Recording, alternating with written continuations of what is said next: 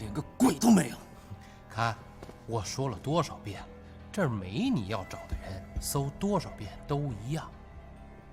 不可能，我大仇还没有报，凭什么找不着？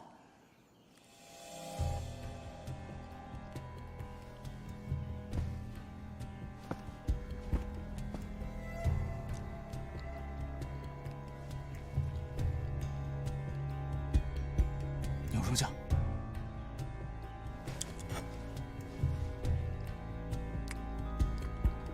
别抠指头啊，这还有饼呢，不抠来，再吃点，公子。肉不呢？这是他才会做的牛肉酱。谁啊？他根本就没有离开这里，骗我！把这2个人立刻给我抓起来，不交出纪云晨，杀了这个臭丫头！各位客官，万事好商量啊，万事好商量。喂，九龙嫂，你这一双手上功夫天下无双，什么时候倒对一个后辈言听计从了？上头有令，不可违。公子，姑娘，得罪了。不。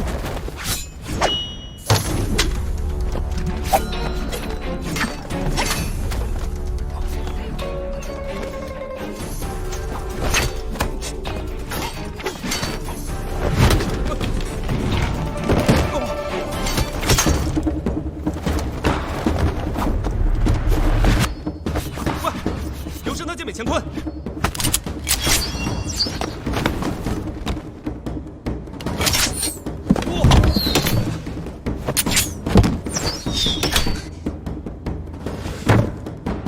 喂，你这个老头好霸道，连看戏的都打！住手！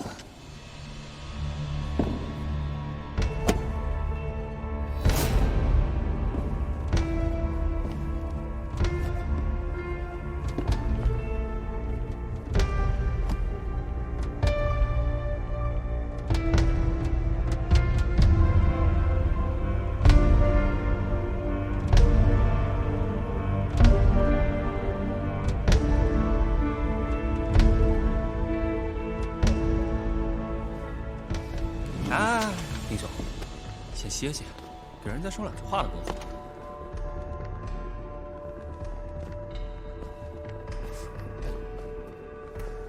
对不住，又给你惹麻烦了。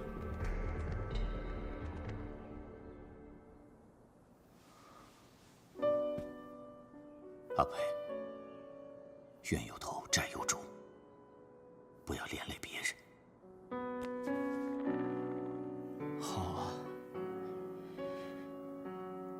终于不做缩头乌龟了，终于打算出来还债了，是吗？你说，让我怎么还？我不要你的命，我要你当着我的面自断筋脉，跪在地上给我磕800个响头，再让我戳个3刀6洞。 咱俩以往的恩怨也就此了了。这不难，我同你回去，要杀要剐，全听你的。只是莫要连累他人。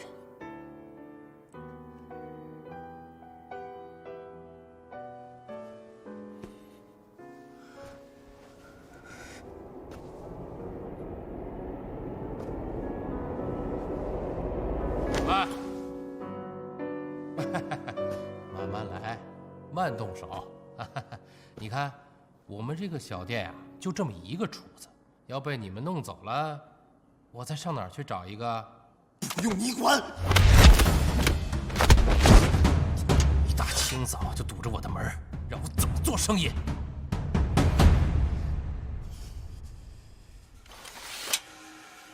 衡山脚下3不管的地方，什么牛鬼蛇神都有。你以为光是靠嘴甜就能混下去吗？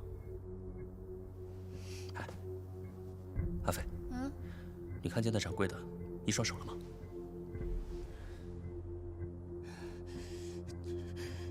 救我！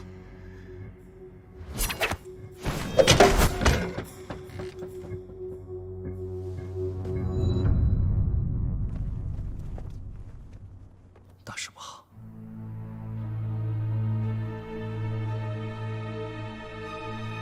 青龙旗立在门口，此地只许进不许出，只留死人不留活人。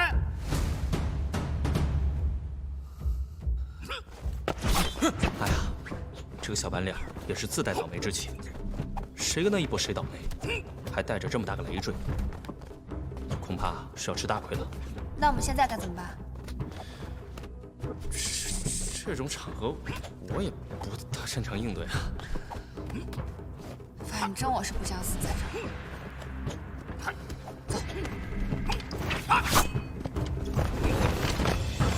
一个都不能走！拿住！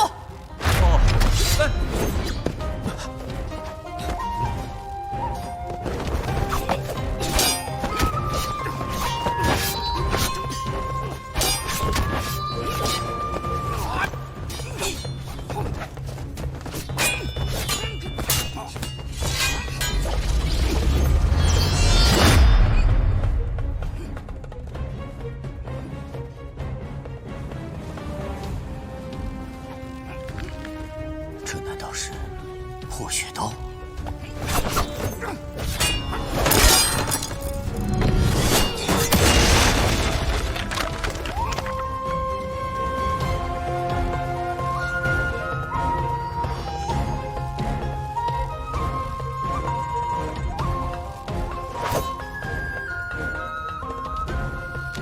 老朽不知姑娘是南刀传人，方才多有得罪。我等的恩怨既然与姑娘无关，那么就多有打扰了。姑娘可以跟你那位朋友先走一步，来日有缘再见。老朽再向你赔罪。嘿嘿。干什么呢？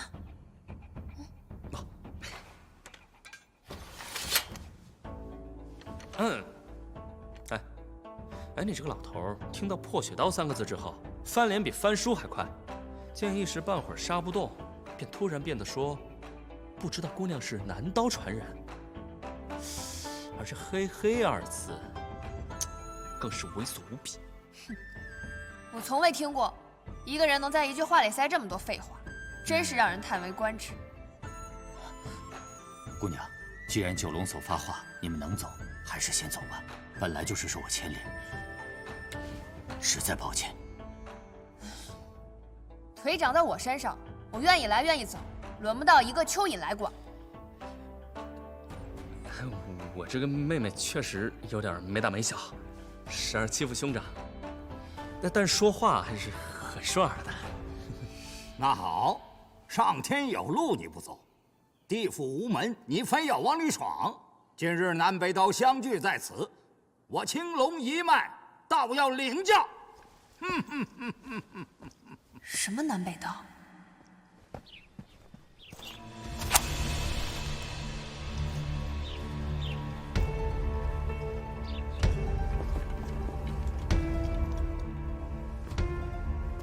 这香有毒吗？那倒不是，这香便和你们48斩的少剑一般，恐怕这是青龙一脉的传心手段。和那将属下当洋放的穆小乔不同，青龙主不爱自己动手，最擅长群殴。他创了一派人多势众的翻山倒海大阵。打仗不见得行，但是对付落单的高手却是极佳。等青龙主亲至，恐怕我们就谁都跑不了了。人多不怕，就刚刚他说南北双刀，北刀指的是谁啊？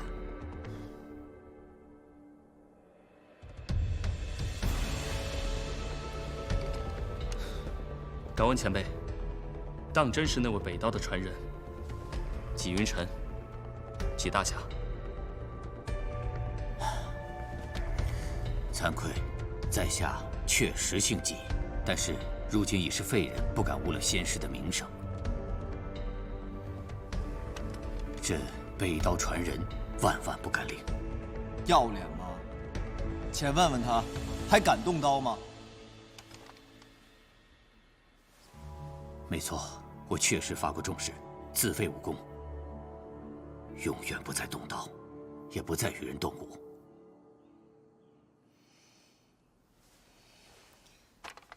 终生不能跟人动武，那倘若别人要杀你呢？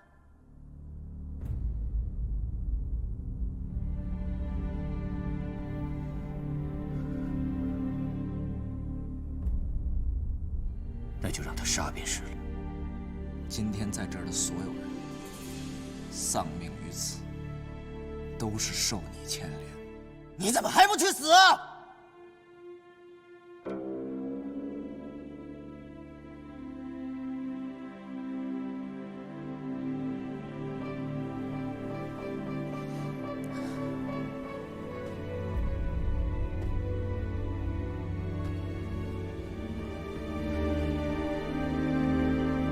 哎，且慢！你这就算死了，这九龙所也不会放过我们的。再说了，这四象山何时说话算数过？说的也是。论起武功，九龙所未必排得上，可是要排起心狠手辣，他老人家恐怕是遇不到对手。别说是一个人死在他面前，就是死1000个、10000个，都耽误不了他老人家由着性子杀人。那你到底是想让他死，还是想让他活呀？四象山的人脑子都有问题吗？自己主意前后都不一致，老是说嘴打脸儿。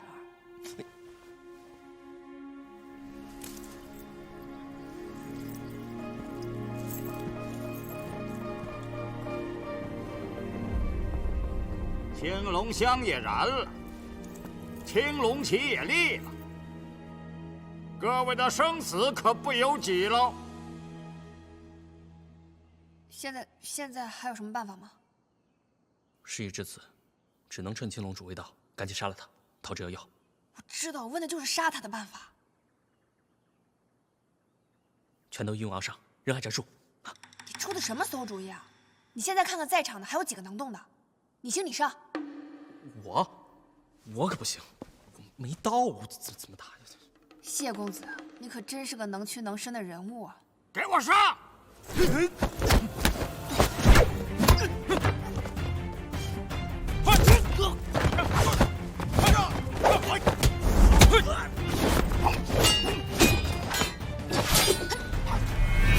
哎，你那个小鼓伞呢？小鼓伞？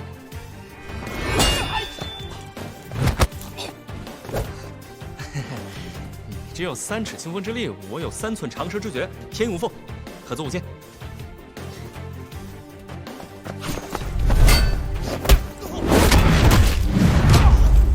果然是芙蓉神掌花正魔。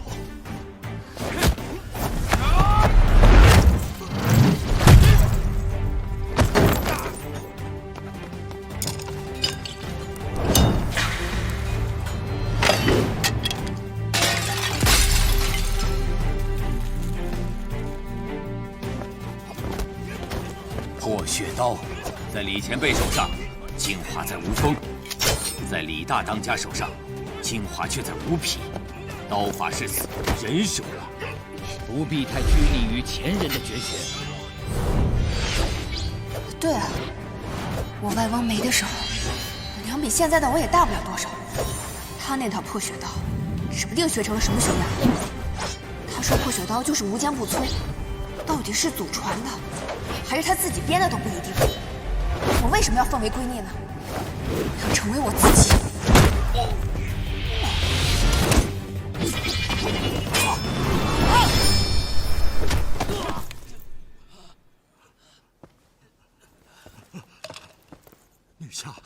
女下饶命！饶命！女下饶命！女下饶命！女下饶命！小心！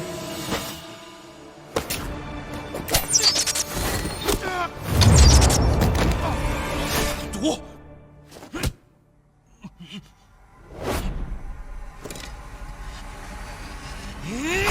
华兄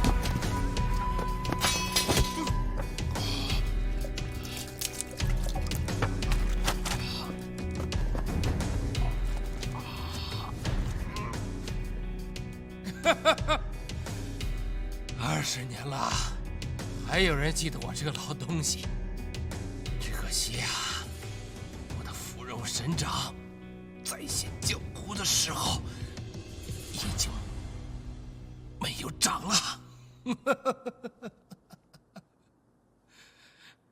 诸位，这香虽然只烧了一半，但是怕也不是白烧的。青龙主应该就在这附近，我们要速速离去才是。不愧是北刀的传人，就算成了个废人，还有这么一帮狗腿子，上赶着帮你。你再出言不逊，信不信我一刀砍了你？来呀，砍了我呀！闭嘴吧，他真干得出来。诸位，没事啊，你们都是受我牵连，吉某人百死莫赎。你们扣着我也没有用，我只不过是青龙主座下一条会摇尾巴的狗。可是你们今天毁了青龙旗，灭了青龙香，公开打了他老人家的颜面。今天在场的每一个人，有一个算一个，谁都跑不掉，都得死！啊呸！你如今的样子，若是让你双亲见到了，他们心里该多难受！别再糟践自己。好话就你会说，你还有脸提我爹娘？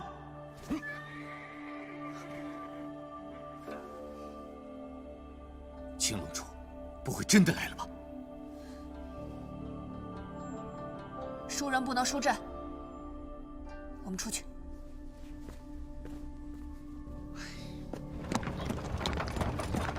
撤！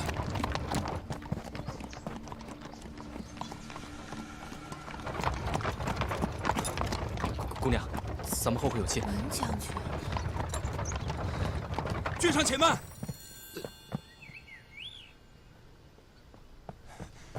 属下参见君上。君上，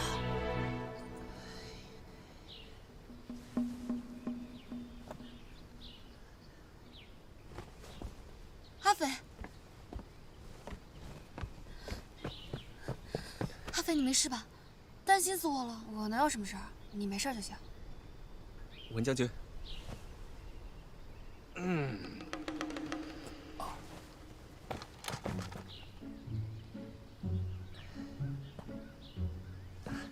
吴小姐，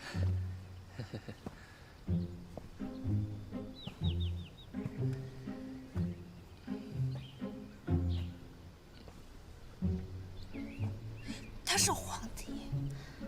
我听文将军说，他是前朝的皇帝。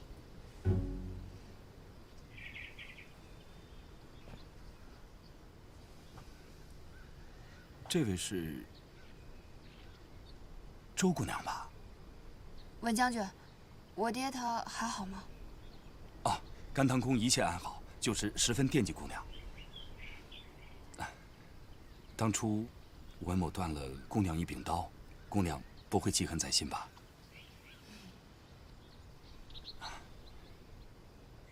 日前听说在华容，君上遇上了地煞的人，我派人过去之后，华容早已经封城了。好在你平平安安的。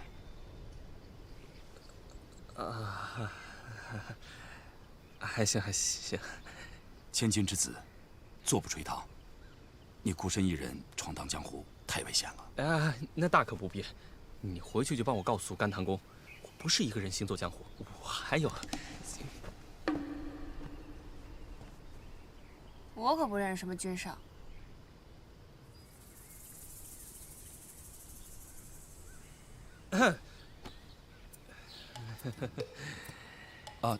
周姑娘，吴小姐念叨你一路，你们两个好久没见了，叙叙旧。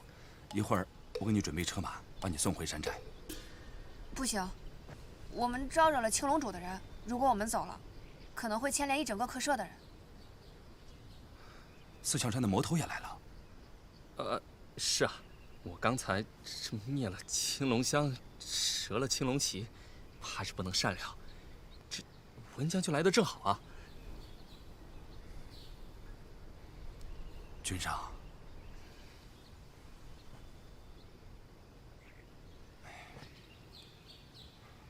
传令下去，立刻疏散百姓。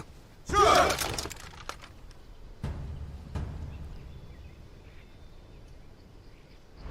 吉兄是个实心眼儿，觉得当年那笔烂账欠了你的，我可不欠你的。蛇心眼儿，他敢说出口吗？口口声声说一条烂命放在我手里，任我杀任我剐，可实际上呢，躲起来我根本就找不到你。照我说，你是一如既往的假仁假义。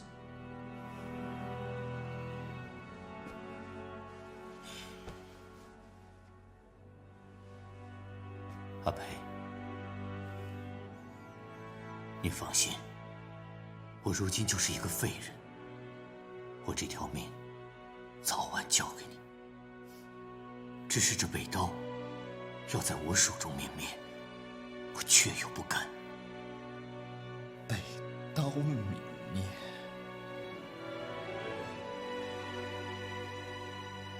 那我家山川剑呢？你不甘心？我爹连不甘心的机会都没有。不过你放心，你欠我的，我一定都会拿回来的。你今天跑不掉的。所以，你把青龙柱引来，就是让他来杀我的。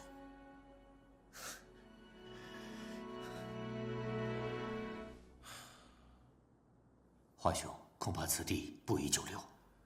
我这条命本来就是你帮我捡回来的，多活一天就多占一天便宜，生了没什么，可我舍不得这客舍呀。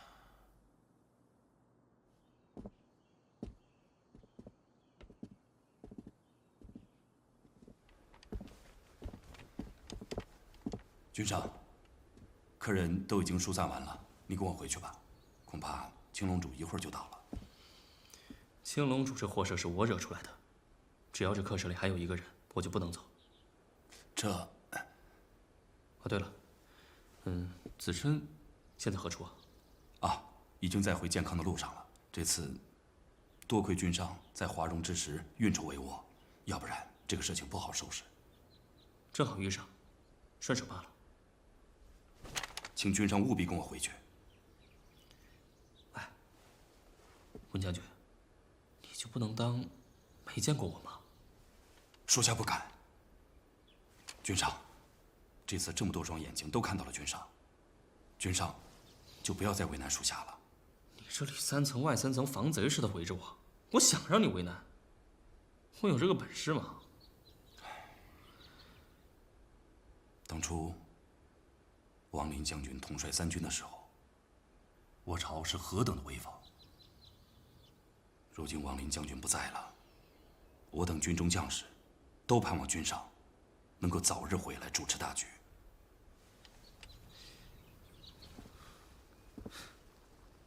你说的这些，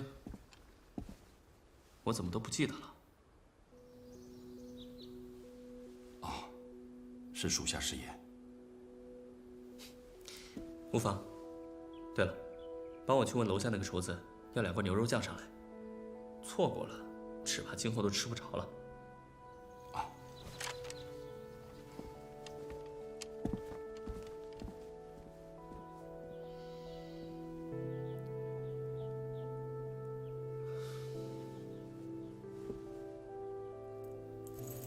这个锁终于能还给你了。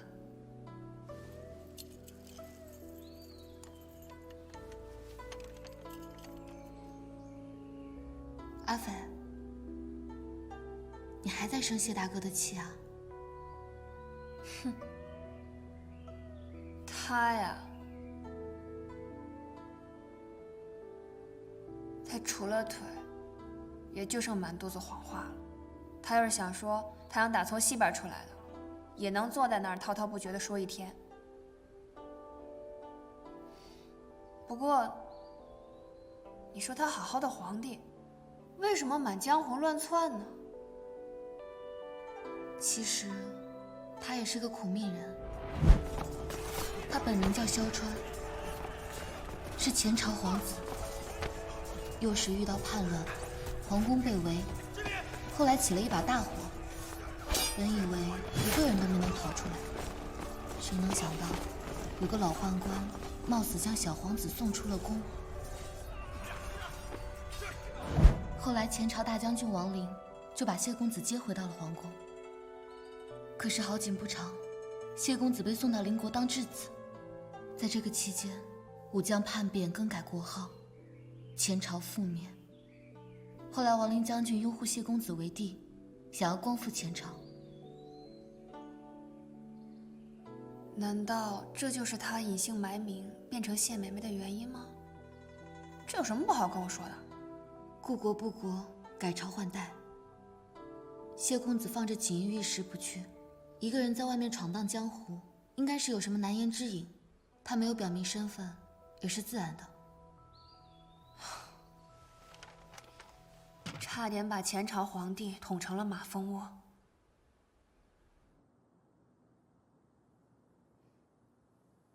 管他呢，是不是皇帝跟我又有什么关系呢？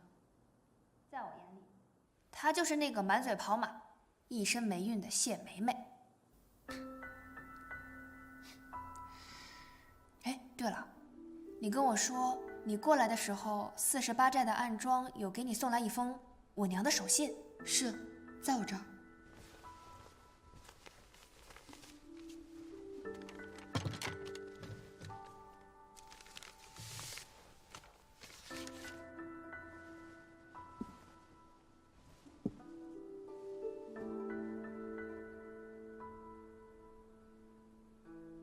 我娘说让暗桩直接送你回寨中。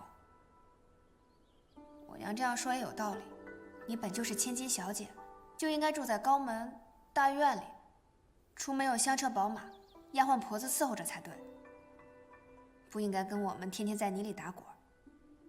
48寨的生活虽然比不上你以前，但至少有人照顾你，衣食无忧。阿飞，我现在也不是什么千金大小姐了。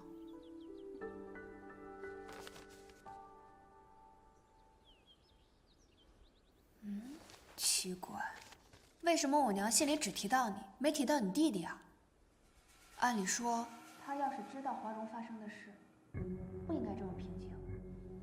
除非这个信是假的，送信的暗桩有问题。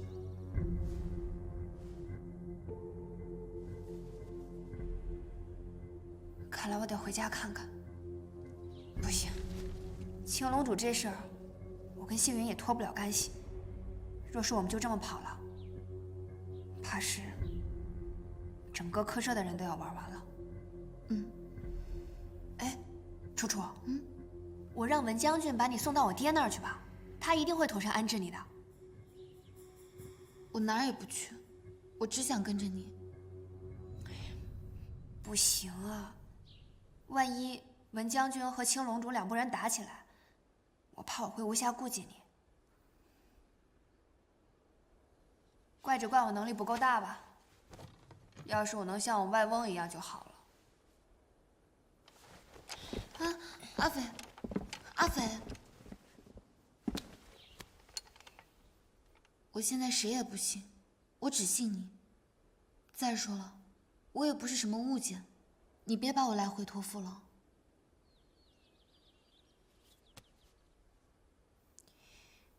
那行，你就在屋里待着，没我的信号，你千万别下楼。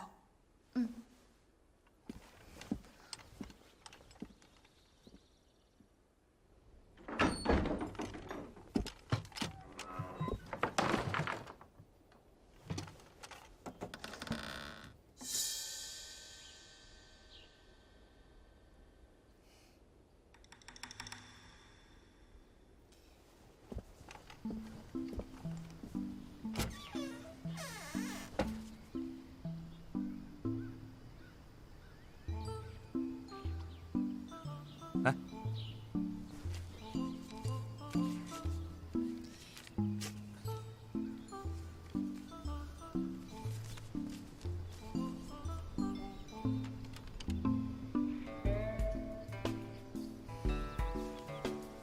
爱莫能助。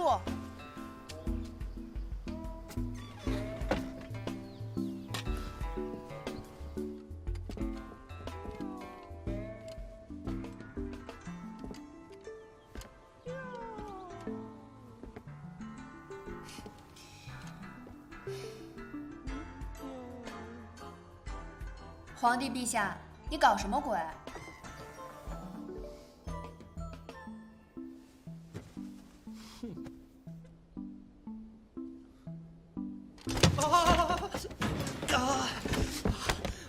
求女侠，顺手把我也给带走吧。累赘一个也是带，2个不嫌多。更何况我出了事儿，我腿长自己能跑，绝不给你找麻烦。你都听到了？千真万确都听到了。女侠不生我的气了吧？嗯。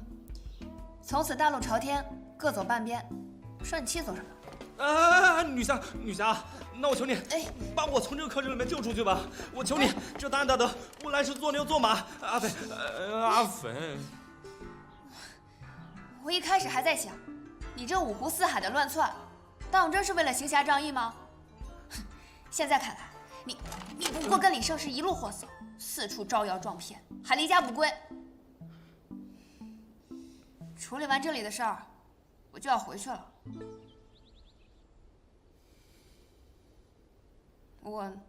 我劝你也早点回家吧。就你这三脚猫的功夫，等得你家人担心。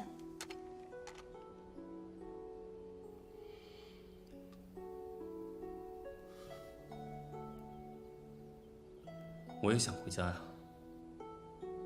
我也想有个家人能够盼着我回去。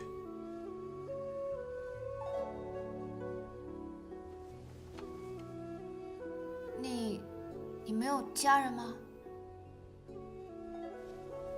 家人？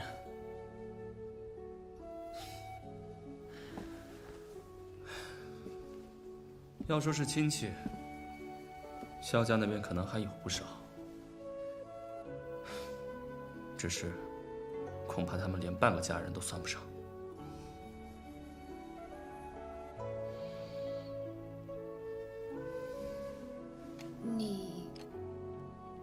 你不是还有一个义弟吗？子申？嗯，是啊，我看着他长大，他对我也素来亲厚。他虽然是当朝的三皇子，我们的身份有差别，但是还好有他在。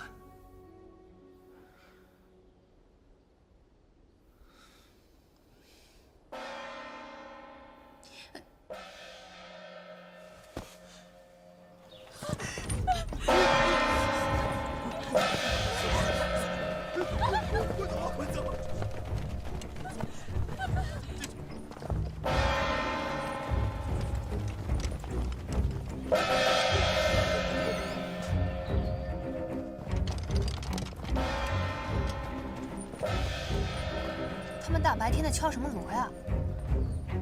猜不出来吧？就不告诉你。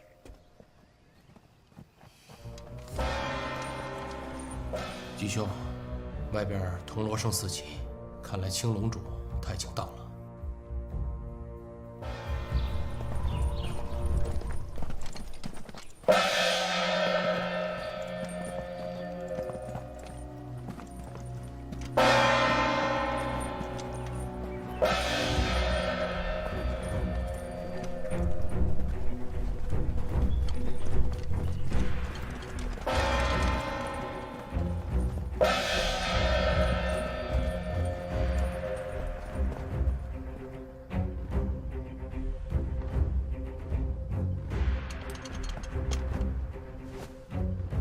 我家将军问青龙主安好，不知青龙主此番前来，有何贵干？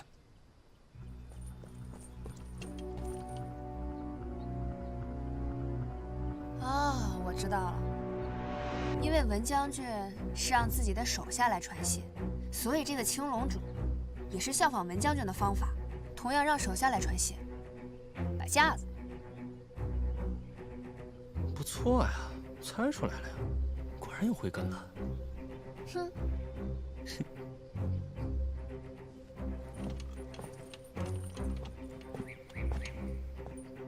我家主人言道，此地南北不沾，但听说文将军在此，不速之客就不搅扰了。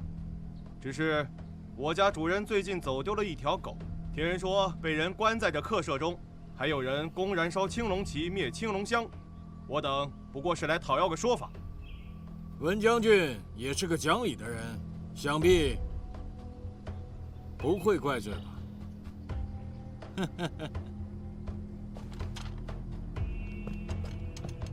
你说是青龙主厉害，还是沈天寿厉害，还是段九娘？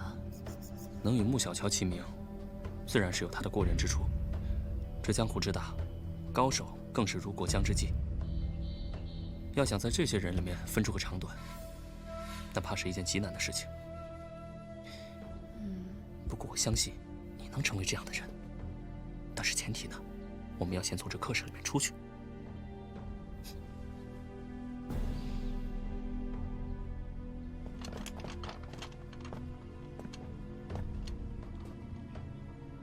不是文某不讲道理，只是这三春客舍中住了一位贵人，此处实在不宜各位久留。我们明天一早便走，青龙主不妨多等一晚。到了明日，你们有怨报怨，有仇报仇，文某人绝不打扰。我们江湖中人本也不愿和将军为敌。好，还请文将军也稍安勿躁，我们就在客舍外等。等文将军明日一走，我们再来。撤。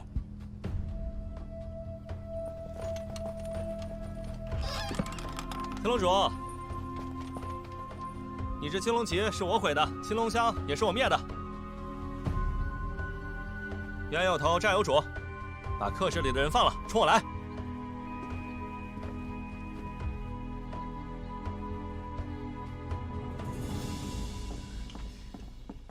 你故意的？这种情形只能如此了。文将军，你们说这次的主要任务是什么？护公子平安。是了，这就没错了。这种场合，以后有的是机会看。现在逃命要紧。哎，但整个客舍都被包围了。你还记得早上那个小白脸来的时候，华掌柜让他随便搜，结果一无所获吗？所以你的意思是说，客舍应该还有一条密道？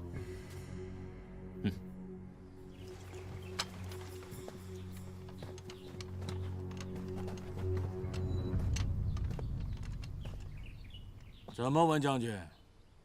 难道这不知天高地厚的臭小子，就是将军的主子？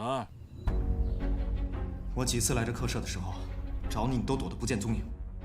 我刚才要对那臭丫头下手的时候，你又出来的那么及时，想必你在这肯定有个不为人知的藏身之处，赶紧从你的狗洞里面逃走吧！你既然这么厉害，想必出去自然有一番天地，那你还赖在这干嘛？还不赶紧走！周姑娘不可，此时若将她推出去的话，等于要了她的命啊！他差点要了你们的命，都是因为他才惹出这么多事儿来，你还护着他。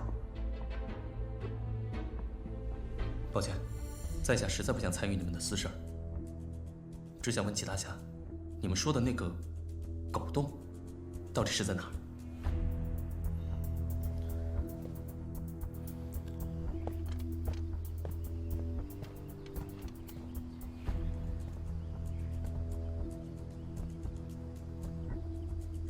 怎么，你要进去？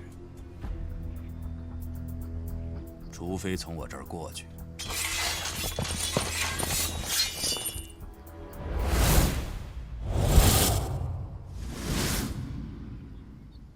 只要诸位不伤了他，我愿意带各位去。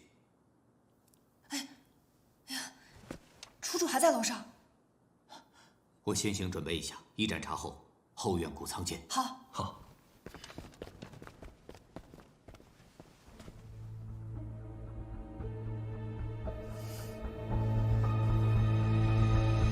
今日若真的打起来，文将军，恐怕胜负也难分吧。青龙主所言极是。如果青龙主能给我们家公子一个面子，放了这儿的百姓，文某必定备一份厚礼，登门道谢。好，今日我就卖文将军一个面子。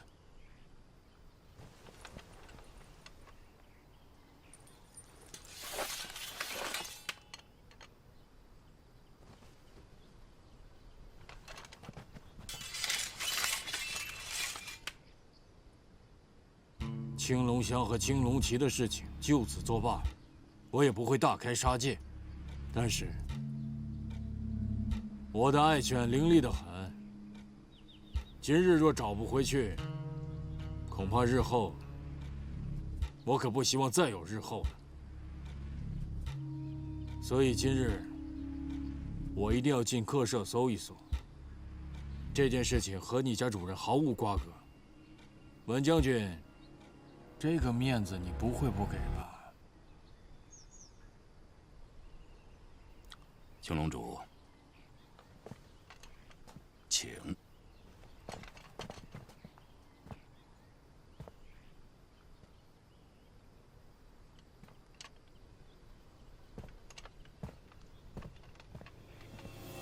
有手！是。你们怎么不打了？公子，这个事儿就这样了，别让下属为难。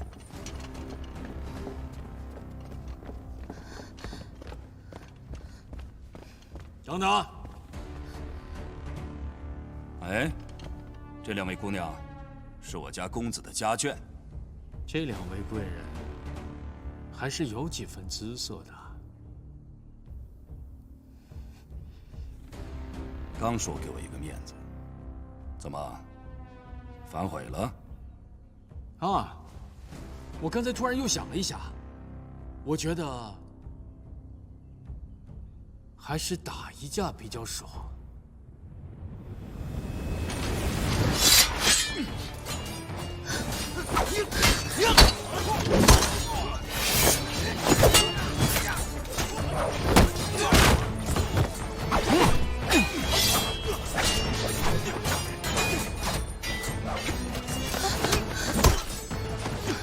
密道在谷仓附近，快走！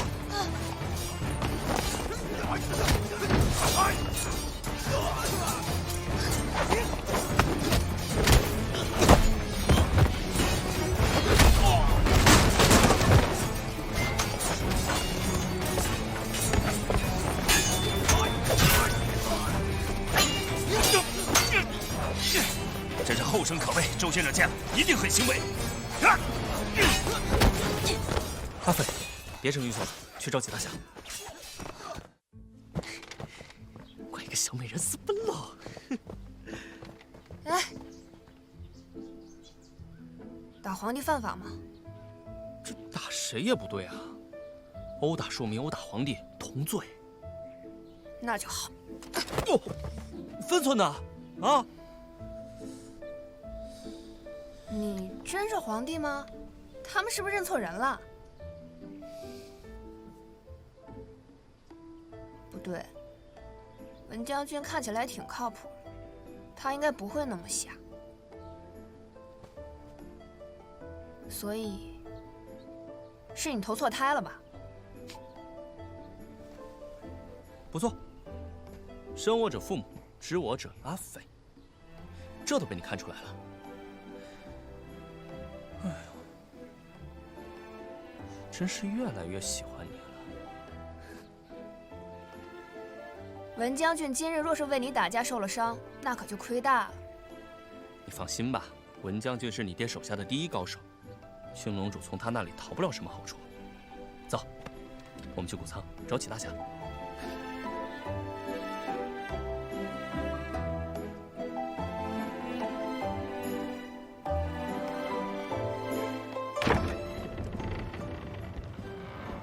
哎，楚楚人呢？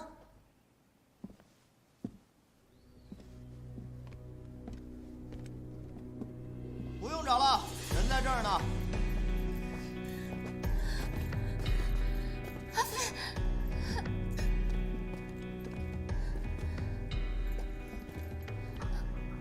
虽然我武功稀松，比不上你们这些南刀北刀了不起的大人物，可是我想，我要掐死这么一位姑娘，应该是不成问题吧？你就这点本事啊？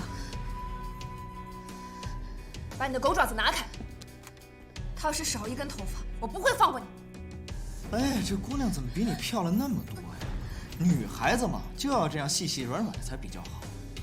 像你这样打打杀杀，小心长一脸的皱纹。哦，对了，我都忘记了，像你这样打打杀杀的，估计都活不到长皱纹的年纪。再说了，你看我像是怕死的人吗？阿佩，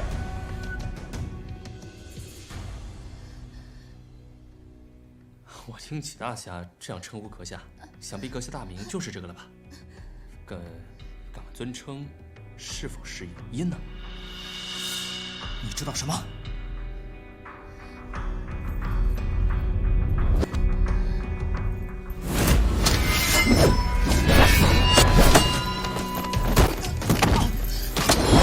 周姑娘，刀下留人。我没想到她竟然学了青龙主的医学之法，是我失察，实在抱歉。哼，难不成你以为我加入四象山只是个幌子吗？怪不得小白脸说话藏头露尾，闹了半天是在鬼话连篇，等着没人的时候好杀人逃命。周姑娘，还是饶他一命吧，看在李老寨主的面子上。你提我外翁做什么？阿飞，如果我没有猜错的话，他应该是殷文兰之后。山川剑，双刀一剑中的那一剑。剑乃君子，山川剑殷文兰是正经八百的出身名门，而立之年后，自成一代宗师。可惜飞来横祸，满门被灭。就他，山川剑的后人，看什么看？真这么要脸，早干什么去了？此地不宜久留，我们还是先走。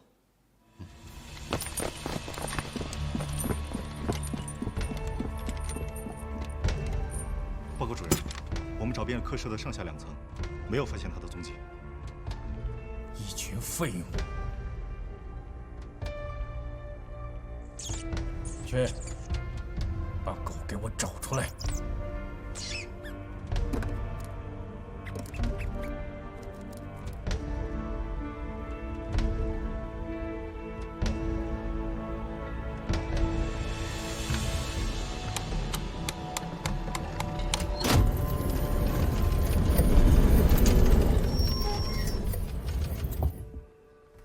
堂堂北刀，在名不见经传的一个客舍里面当厨子，还惶惶不可终日，非得挖个什么地道，真是不能够理解。人不当，非得要当鼠。那你呢？人不当，非要当狗？你懂个屁！我是人，自然不懂。让你跟着走就不错，乱叫唤什么？小心我揍你啊！哎，诸位。这条地道是为了我和我那未过门的妻子修的，我们2个想隐退江湖，隐匿于此，怕仇家来寻衅，所以特意挖了这条地道。哎，与己兄无关啊。周姑娘、谢公子、吴小姐3位，请先走一步，快！你先走。好。华掌柜，你这个手还能行吗？没关系，那就多谢华掌柜，先走一步了。请阿飞，走。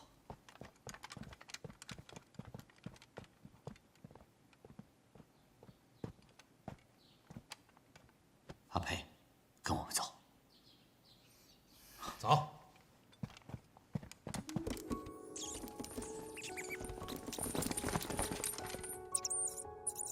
看来他们是在这边啊，给我追！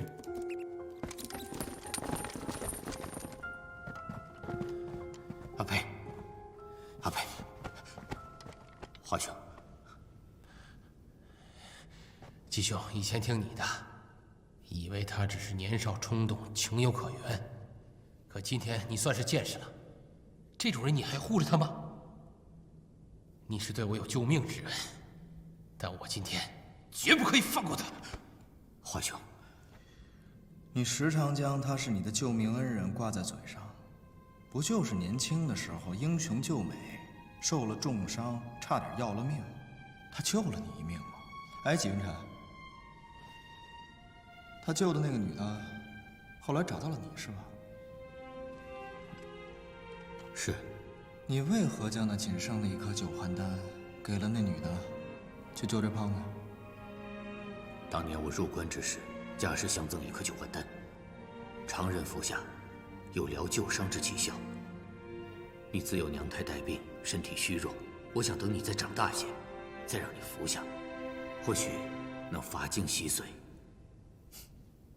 可是没想到，东窗事发。我知道了你的那件丑事，我怎么可能去吃你那颗九环丹？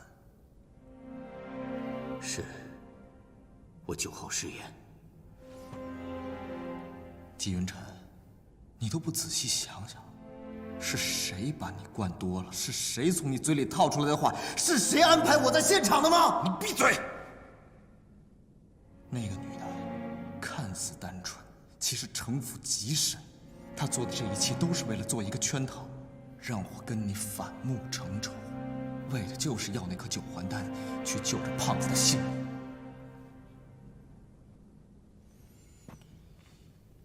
你有半条命，都是我施舍给你的，你还要杀我？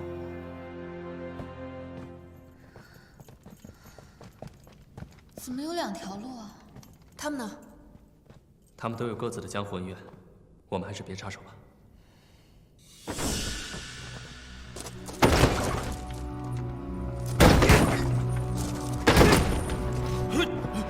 华兄，快走！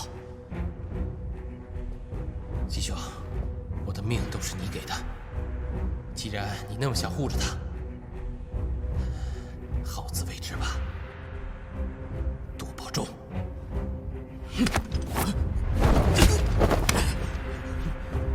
华兄，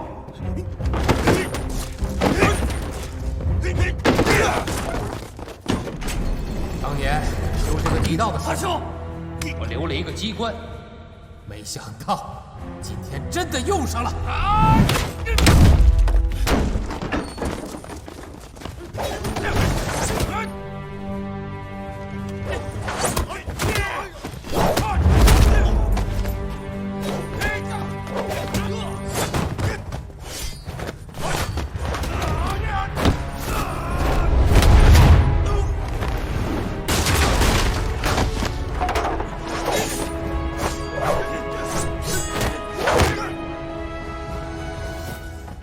你怎么跟来了？这密道是你家建的？不要脸！你，周姑娘，花掌柜呢？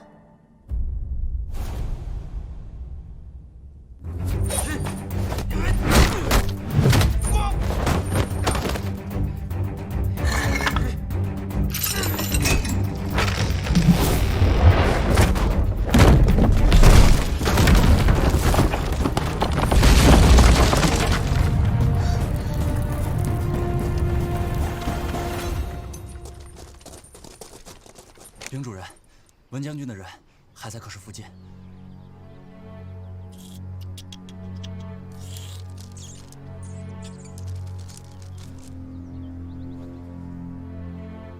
小宝贝儿，等文将军走了之后，你一定帮我好好的找一下我那条狗。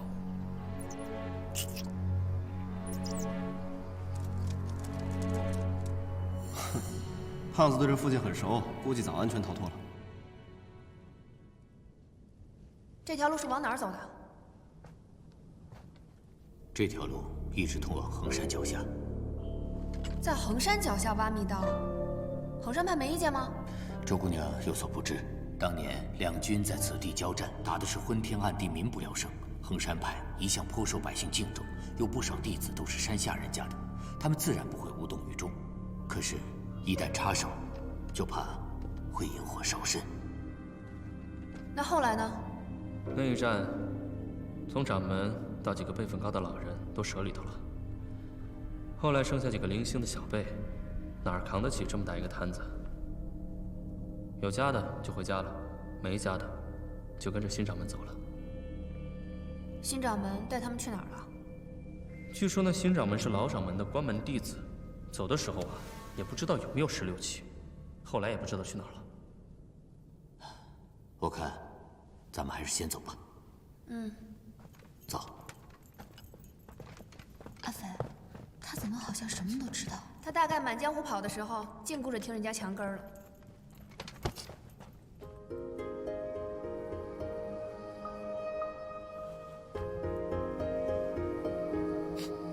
撞到鼻子了。哎呦，眼泪都出来了。快看看，阿飞有没有鼻血流出来？你没事吧？啊，没什么。你干什么？有虫子，你信吗？让开，恶心。哦，踩我脚。我们先在这里休息一下，等到青龙主与官兵都走了，我们再出去，这样也好脱身。脱身？你们得罪了青龙主，想脱身？别做梦了！你要是得罪了青龙主，他追到天涯海角都得杀了你。现在你见这么个粗制滥造的地道就想躲不过他，太可笑了。他不是你主人吗？他不救你吗？哼，倘若他要追上来的话，杀的第一个人就是我。我听说别人都是收徒弟，这青龙主收了18个一子一女，方才才有人称你为少主。不敢当，自甘下贱而已。你们没有听说过有人管自己的狗叫做儿子吗？每次我们见他的时候，都要匍匐在地上跟他说话。他还给我们每个人身上都做了一个标记。那你这只呢？有吗？这么大个标记，你刚刚没看见呢？真是作践自己啊！不敢当啊。不过我这个人呢，最聪明，最顺从，也最会巴结他，所以他时常带我在他身边。九龙叟那个老家伙太不上道了，连主人的脚趾头他都舔不着，所以他就只能捏起鼻子跟着我拍我马屁，所以我就带他出来，来解决这个废人。按说呢，他老人家也费不了多大的功夫，不过没想到，北刀就是北刀啊，身边人才济济，哼，厉害。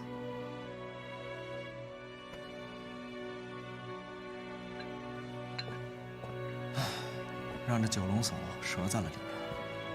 平时如果我狗仗人势，犯点什么事的话，挨一顿鞭子也就算了。可是现在，一顿鞭子那是解决不了了。哦，回去要挨打了。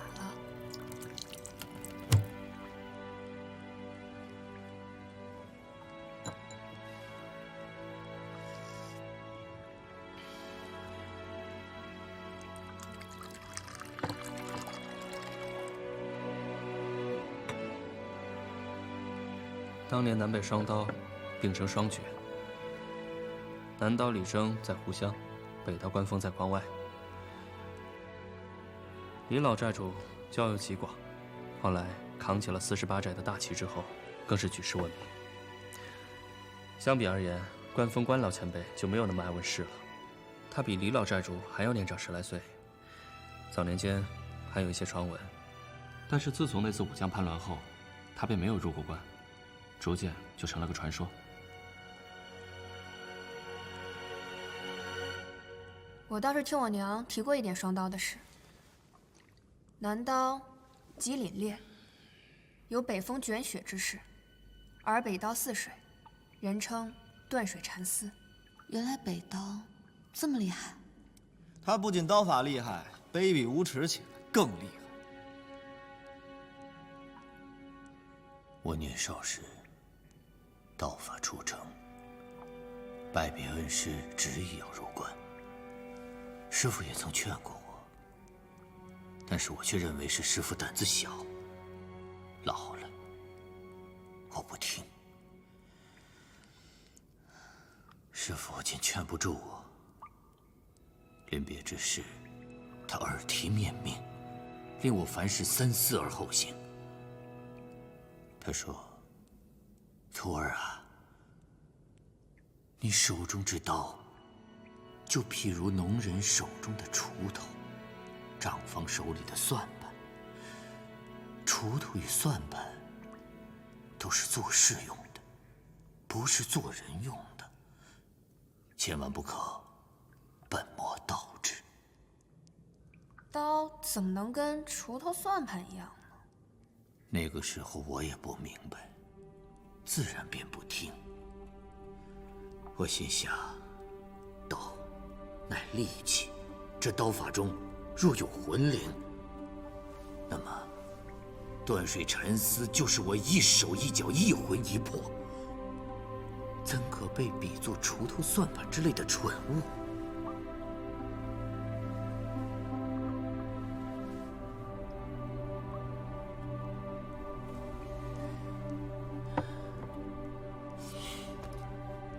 入关之后，果然，凭我手里这把刀，我纵横天下，很快便闯出了一些虚名。我好不得已，我有心想，就在此开宗立派，让北刀重现人间。半年之内，我连下7封战帖，打败1干高手，直到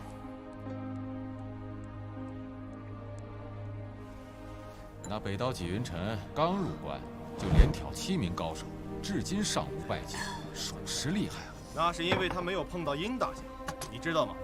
他师父关峰当年之所以龟缩关外，几十年不踏入中原半步，正是因为败给了山川剑殷文兰。可见断水禅师不过2流，竟也好意思同破雪刀并称南北双刀。哼，江湖传言，我看也是。燕大侠今后打算去向何处啊？还没有做打算。客官请慢用。来，行。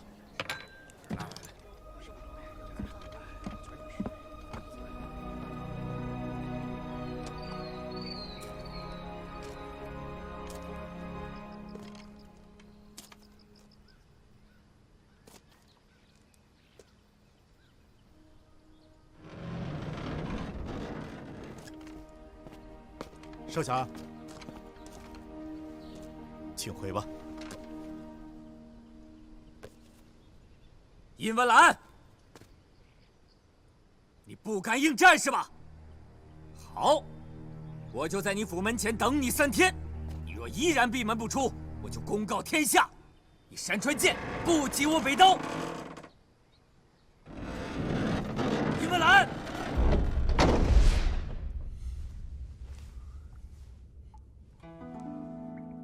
我娘跟我差不多年纪的时候，就敢闯入地煞山庄，和段九娘以2人之力抵抗3大地煞高手。而段九娘20出头的时候，已经靠一双枯荣手横行江湖。就连纪大侠，也是初出茅庐便一刀经世，心里开始惦记着要开宗立派。可我呢？想什么呢？我在想，我手里这刀，确实和锄头算盘没什么区别。纪大侠，那后来发生什么事了？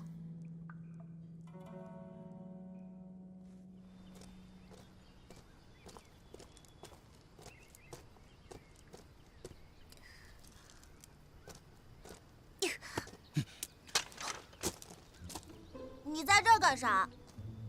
哪儿来的野小子？走开！我可不是野小子，我可是山川剑殷文兰的儿子呢。你是殷文兰的儿子？那正好，进去，本爹给我叫出来。不去。为什么？我是偷跑出来的，他们教我读书，我不想读书。那你想干什么？玩儿。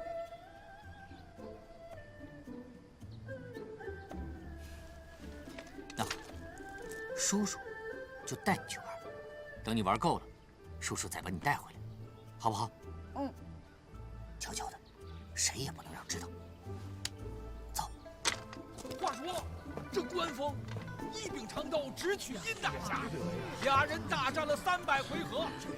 列位，这300回合那是什么概念啊？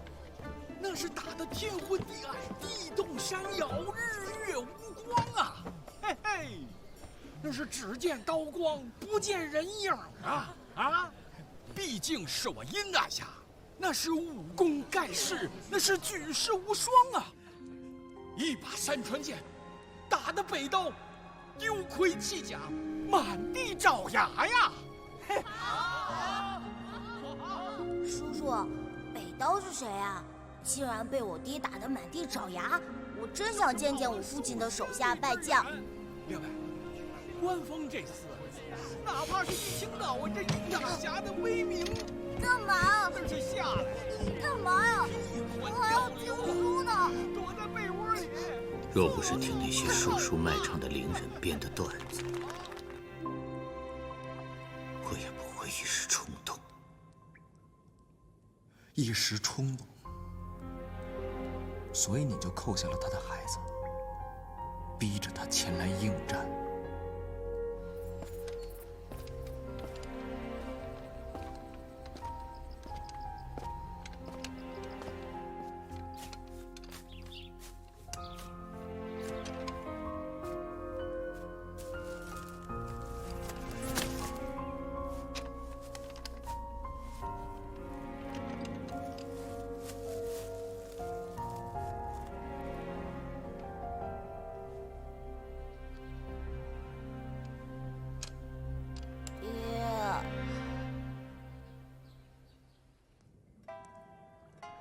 那孩子就是你吧？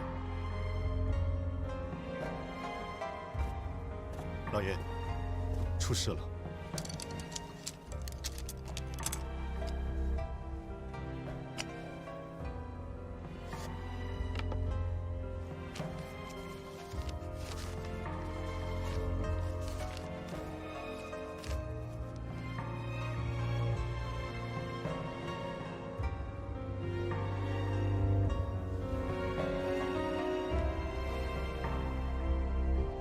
去把剑给我拿来。是。我爹，就算是带伤应战，也能打得你屁滚尿流。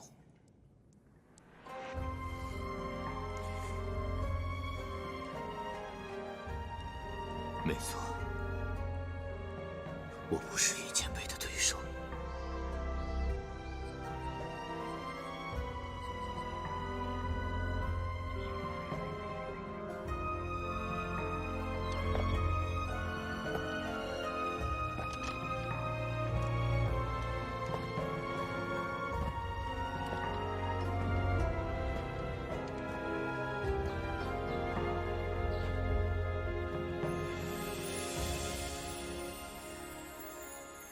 姬少侠，你为逼我应战，竟不惜出此下策，绑架我儿。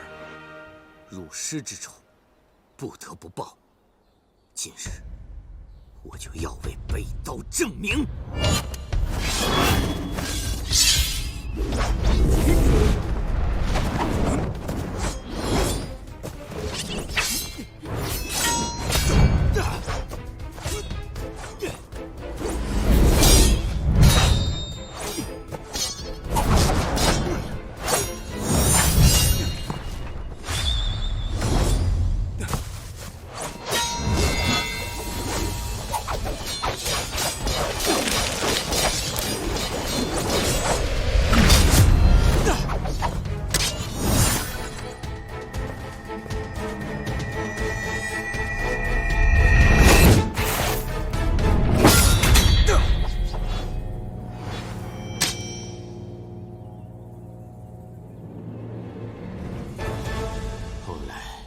我才知道，在我无端挑衅之前，殷前辈刚刚打发过地煞，他身上本就带着伤，又在我的逼迫之下，无奈带伤前来。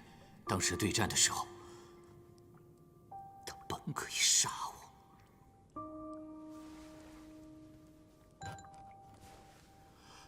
今日是输是赢，我北刀都认。大不了10年之后，一切从头来过。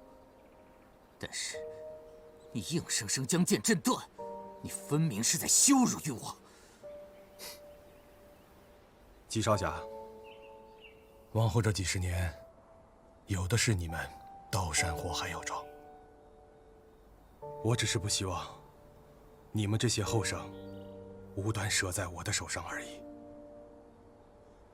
老爷，老爷，家里出事了，咱们家里被人抄了。什么？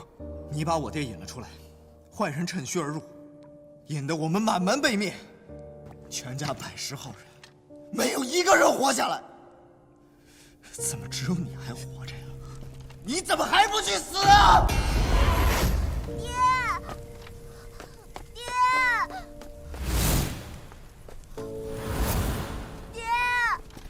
爹，爹，爹，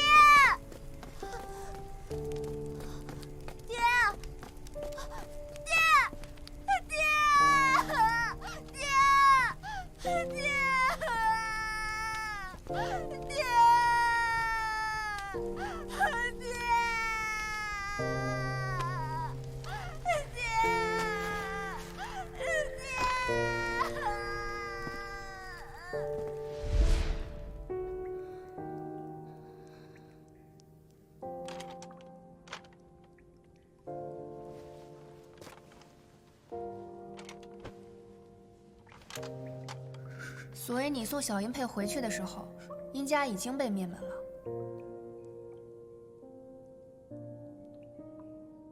这么小，就要看到自己的家人们死在面前，这心灵得受多大的伤啊！纪前辈，言语好似飞沫，有忠言如良药的，也有见血封喉、勾魂乱魄。出的人口入了你耳，一旦你往心里去了，便是在无形中被人摆布了。人心险恶，譬如九幽深谷，别人心机千重，算你一片赤诚。你当时年纪又轻，一时冲动上了当，本不必太自责。你懂什么？你懂满门被灭是什么样的滋味吗？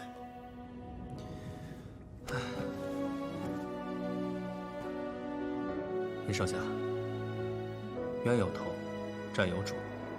你讨债讨错了人，别人纵然觉得你可怜，不怪罪你什么，你就真当自己赢了吗？那真正的始作俑者，岂不是要笑你傻？薛公子，不必为我开脱，是我犯了错，我欠的债没什么好抵赖的。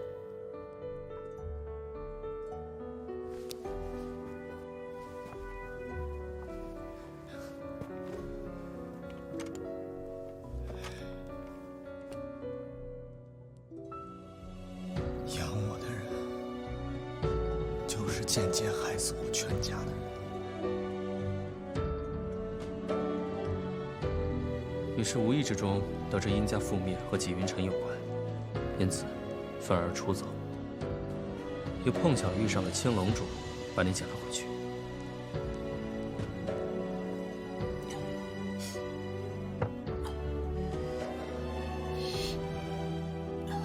诸位，时间差不多了，我送你们出去吧。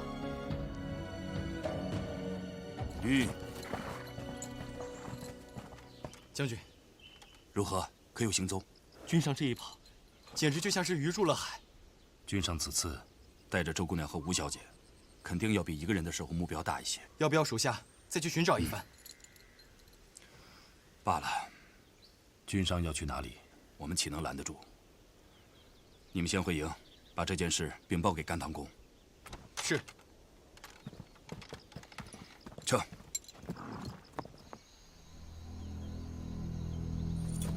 丁主任，那文将军似乎已经出了城，往南去了。很好。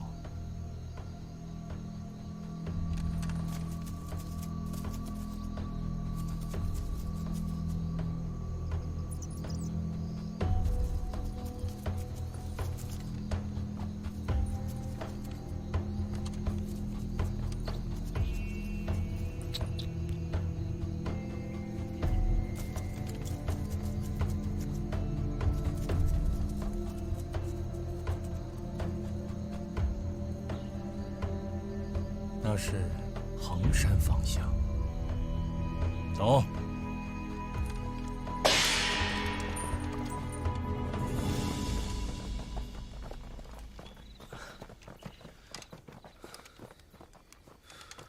出来了，多谢季大侠带路。不必客气，谢公子准备去往何处？哎，我不过是一个闲人，何处不可去？不过二位闹了这么大一场，要去哪里呢？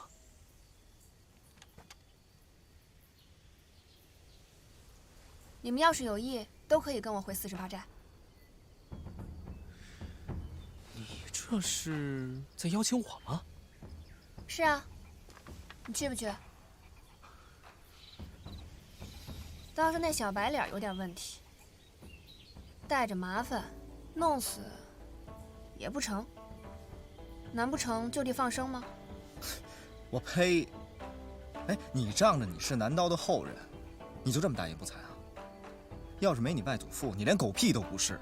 你们南刀北刀加起来，是我山川剑的对手吗？哎，少说两句。来啊，让我看看你嘴里的山川剑。行啊，来啊，来啊！阿飞，别跟他一般见识。你放心吧，他呀，怕是连山川剑的一招半式也使不出来。我呢，虽然不如我娘和外祖父，但至少我不会卖祖求荣，给别人当狗。臭丫头，你要是再这么猖狂，信不信我撕烂了你？青龙主来了。你不说那文将军靠谱吗？怎么那帮敲锣打鼓的这么快就追来了？嗨，他打一半发现人没了，肯定就没心思跟这些门外道打了，自然就匆匆离去了。你踩我干什么？关我什么事儿啊？看那样子就来气。当务之急，赶紧跟我走吧。